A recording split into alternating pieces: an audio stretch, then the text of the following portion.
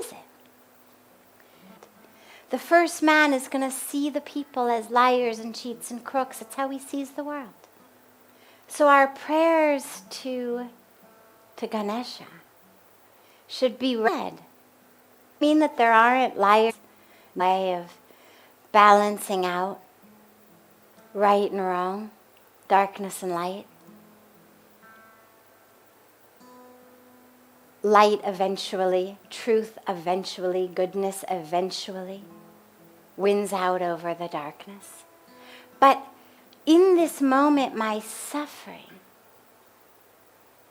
that's my obstacle. It's not that this guy's lying that's the obstacle. It's how I'm reacting to what this guy's doing that's the obstacle. And so the prayer becomes, allow me, even in the midst of these people lying, cheating, stealing, allow me to stay true to my path. Allow me to stay anchored and grounded in light, in truth, in love.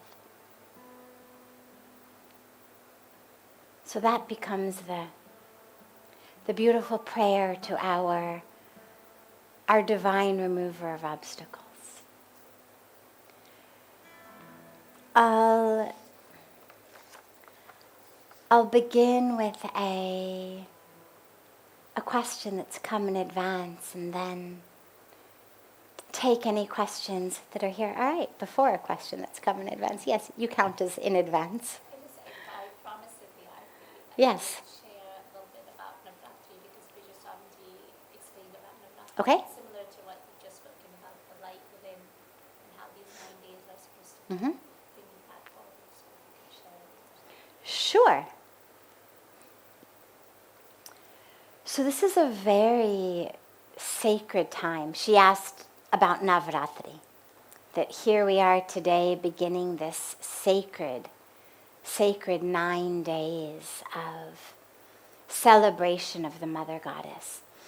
And we'll talk about this over the next several nights. We actually also, for those of you with flexible schedules or longer time to stay, we actually have a beautiful Navaratri full retreat that's going to be running from the 2nd to 7th, is that right? From the 2nd to the 7th of October. The holiday's 9 days, the retreat is 5 days. But if your schedules permit you to stay back and be here with us from the 2nd to the 7th, or any of those days, join us for a beautiful retreat. But this is the time when we celebrate the divine in the form of the Shakti, the Mother Goddess. And it's a very, very sacred and beautiful and special time. And we celebrate, on the one hand, all forms of the Mother Goddess. Every form and no form, every name and no name, that essence of the Mother Goddess. But we also celebrate in terms of our worship, our prayers, our puja. We also celebrate 3 very beautiful aspects of that Shakti energy. And they're the energy of what you could think of as Durga, the energy when we think about the clearing away, think sometimes about it as Kali energy, that which comes through and clears away that within us that needs to be removed, that fierceness. Because when you think about the mother, there's so many aspects of the mother. There's compassion, there's love, there's tenderness, there's creation, there's wisdom, there's giving, unlimited prosperity and abundance. But there's also that element of the mother, whether a human mother, whether Mother Nature, Mother Earth, and of course, therefore, our Mother Goddess, that is the element that clears away that within us that needs to be removed. Think about it. If you're a mother of children, And your children have habits. Your children have tendencies that you know are not going to bode well for them as they grow. You're not going to let them just continue on in that way. If you see your children developing characteristics of laziness, characteristics of lying, characteristics of stealing, characteristics of ego, no matter how much you love them, you're not going to just let these characteristics grow and blossom and take over your children, because you know later on this is going to create a lot of trouble for my child. And so you're going to come through with what to your child may feel like fierceness, but you know it is fierceness born out of love and compassion. It's that same energy that when your child reaches over and over again for the candle flame, because the child thinks it's beautiful, it's flickering, it looks so wonderful. Yes, I want to grab the candle flame. And first you say, no, sweetheart. And then you say, no. And eventually, should the child keep grabbing for it, you may actually find yourself having to come over and grab the child's hand to keep it from getting burned. Now to the child may burst into tears. No, I want it. The child may think my mom has taken this great thing that I had from me. But you know that fierceness came only out of compassion for something much better. So in the same way, we have these days dedicated to the energy of removal of that within us. You could think of it in many ways as the Shakti counterpart to when we think of Bhagwan Shiva.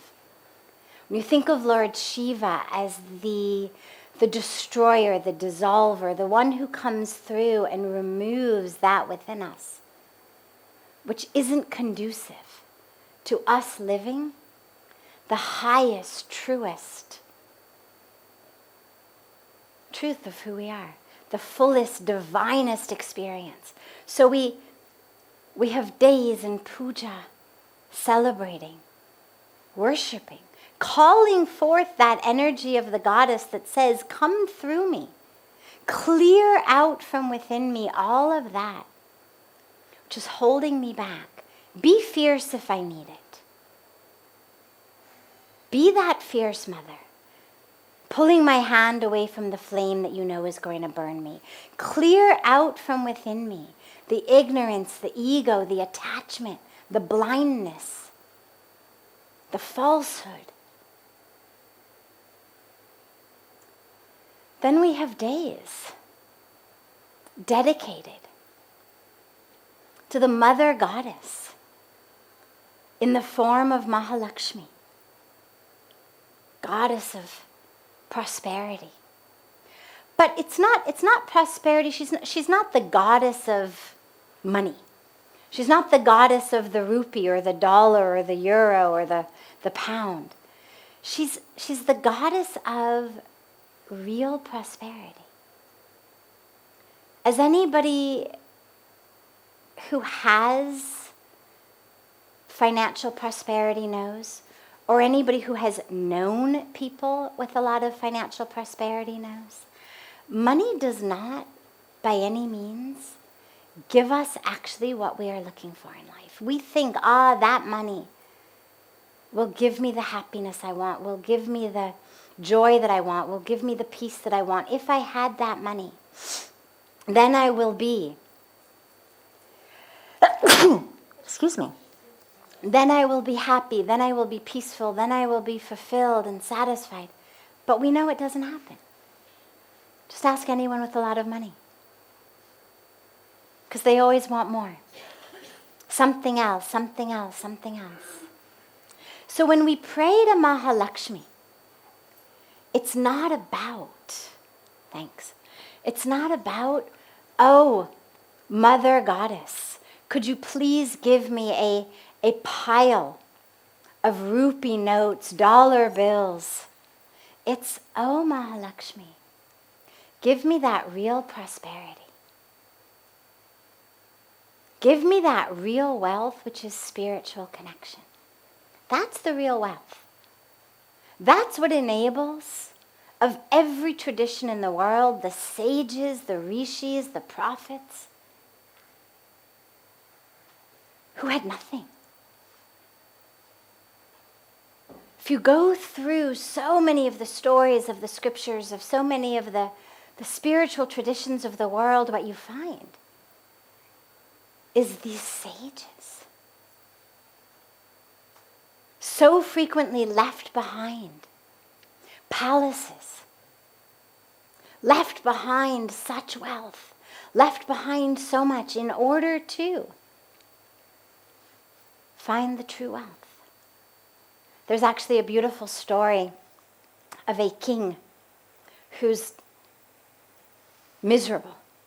He's a king, but he has everything, all the money, but he's miserable. And he's looking for happiness.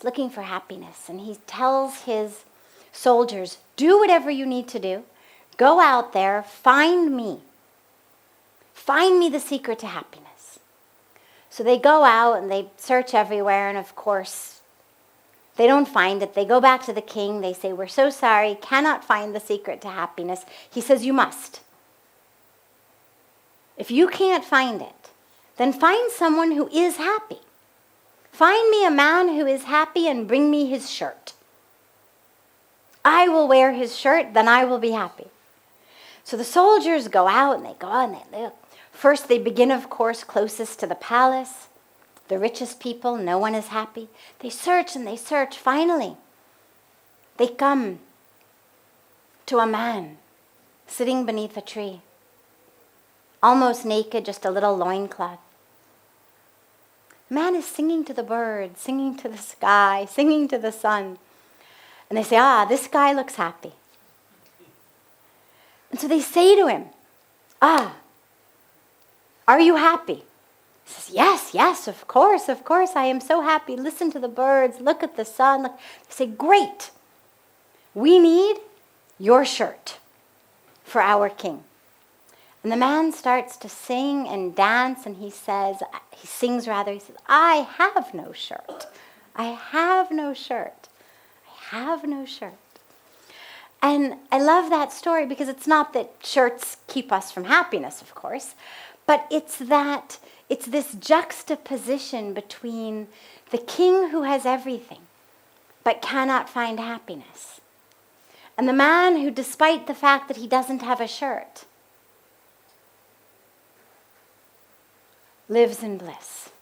So when we pray to Mahalakshmi, it's not, give me things, give me money to buy things.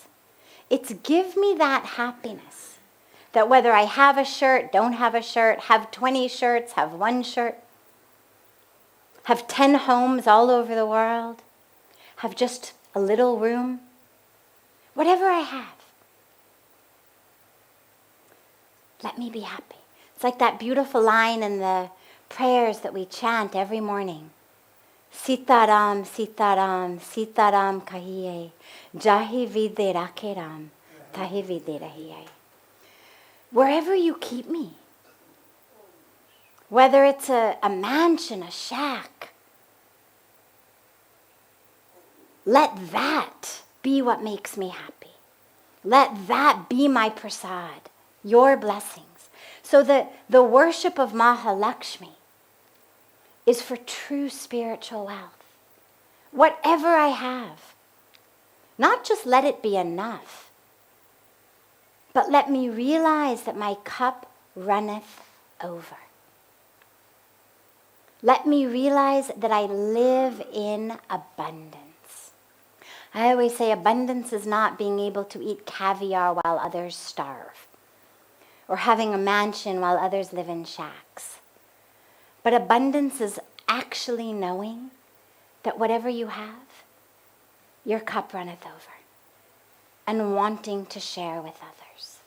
So that's what we pray to Mahalakshmi for. I remember when I first came to India, that was what struck me so deeply. I knew there's a secret here. People here who had nothing, everyone I met, used to beg me to come home. for a meal, for a cold drink. People who had nothing just come home. And I'd think, my God, but you can't feed your families.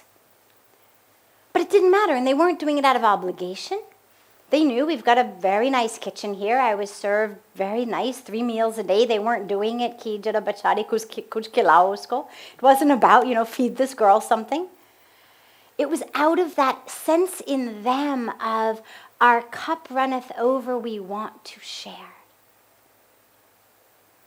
And it was such an extraordinary experience for me coming from a world where people had so much, but lived in a pretty constant experience of lack. Not enough. Whether not enough money, not enough success, not enough enjoyment, not enough popularity, not enough prestige, whatever it was, but just a constant sense of lack. So Mahalakshmi is the one who provides us with an awareness of abundance. And that is the greatest spiritual gift. And then, of course, we have our Ma Saraswati, the goddess of wisdom. She's also the goddess of music, by the way, which to me is really beautiful because she's not the goddess of random facts. She's not the goddess of trivia. So when we talk about wisdom, it's not, oh, Ma Saraswati, give me the answers to every question on the game show. Oh, Ma Saraswati, give me all of the answers that I need, all the information that I need. Give me the facts. It's not that. It's give me that wisdom. That real wisdom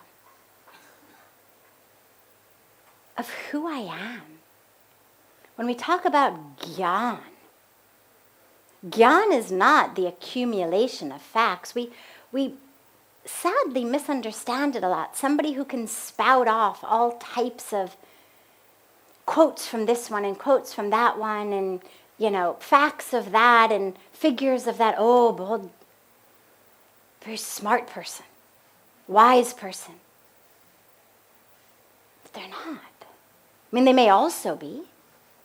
But the accumulation of facts has nothing to do with wisdom. I know this from a very personal level. I had come from having really the very best that the Western education system can give. I knew a lot of facts. I got really good grades on a lot of exams. But I had no idea what life was about. I had no idea who I was. I had no idea what the universe was, what my place in the universe was. And so there's no connection between the accumulation of facts and actual wisdom.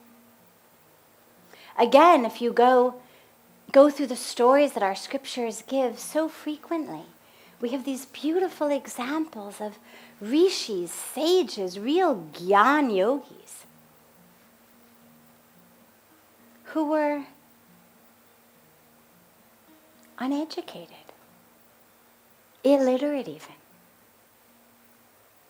but who knew the truth. So when we pray to Ma Saraswati, it's not, let me get an A on my math exam. Oh, give me the answers to know this project, that project. I want to be an entrepreneur. What's going to make $1 billion? Oh, Ma Saraswati, give me the answer. It's not that. It's give me that real wisdom to know who I am, to know what my role in the universe is. We're all a tool in the hands of the divine. How am I supposed to be played? And this is what I love about her being the goddess of music also, is in an orchestra, there's so many different instruments. And each instrument, or many of the instruments, are stringed instruments. So many different strings. Even the non-stringed instruments, you think about a tabla, for example, well, different parts of even one tabla, different parts make different sounds. Hit in the middle, it makes one sound. Hit on the edge, it makes a different sound. Play a stringed instrument. One string, different sound, different string, different sound. So every aspect of every instrument, different sound. Each exactly perfect. And so real wisdom is not the guitar trying to be the tuba or the saxophone, or wishing that it had a beat like a tabla. But being a perfectly tuned guitar, knowing that its part of that orchestra is essential. And so when we pray for wisdom, when we get real wisdom, it's knowing, I'm the C chord, or I'm this string, or this part of the tabla. This is the music I make in the universal orchestra. And my job is not to wonder why I'm not making that music. Why is this guy louder than I am? Why is he the one in front and I'm behind? But rather, when it's my turn, how do I play my string, my note, to the very best of my ability? Because regardless of whether the tone-deaf people sitting in the audience can tell that I'm playing, the divine conductor can tell. So people may not know. I know, for me, I don't have an ear for music. People will say sometimes, oh God, that instrument was really out of tune, or that was out of tune. I'll think, I couldn't tell. Sounded fine to me.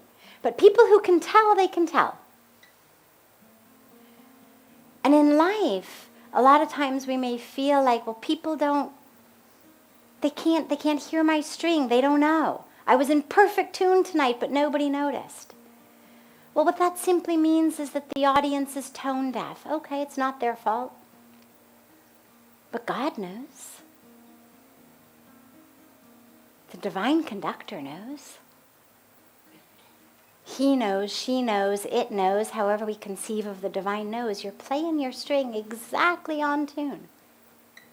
Or not. The other aspect that I love about Ma Saraswati being the goddess of wisdom and music is that when we really live our lives in wisdom, there's music in our lives. If you spend time with Pujya Swamiji, one of the things that you'll notice is he very frequently is sort of playing his fingers along with music that no one else can hear. And sometimes on his knees, sometimes where he is sitting, sometimes on a table, all over the place. There's music going on in his life that he's playing along to. And when we live our lives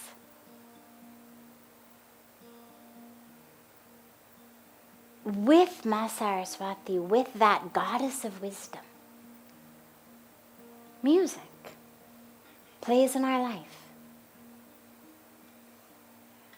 And that's a beautiful gift, to have that music always on. He says, when he speaks about troubles and trials and tribulations in life, he always says, look at Bhagavan Krishna. No matter what he went through, that song was always on. Song was always on. And it reminds us, whether for us we're playing along, with a tabla, whether we're playing along with a flute, whether we're humming along, whatever it may be. But that when our lives are attuned to wisdom, doesn't mean that problems don't happen, doesn't mean that turbulence doesn't happen in life, doesn't mean that things go along the way we want them to. But it means that regardless of what happens, there's a music in our life. And so this is a beautiful 9 days to really focus on the goddess in general, that Shakti in general, and also particularly on these 3 different elements of the goddess, and to really go within and invoke them in your life. And we'll talk more about it as the 9 days go on. But thanks, for bringing us into Navaratri.